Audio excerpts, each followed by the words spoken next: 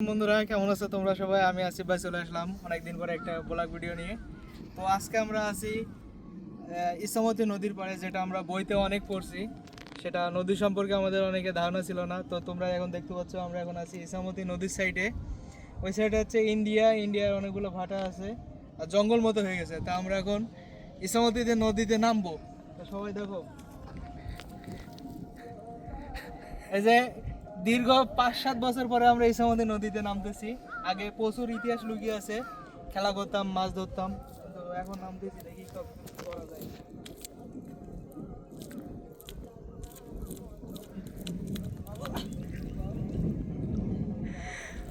Slip টানবে slip. হ্যাঁ, প্রচুর পরিমাণ মাছ এখানে। হ্যাঁ মাছ আছে, ধরো ধরো।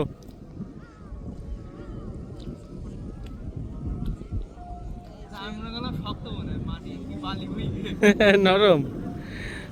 আউ,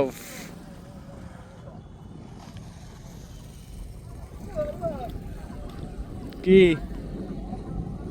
সাপ মতন দেখলাম।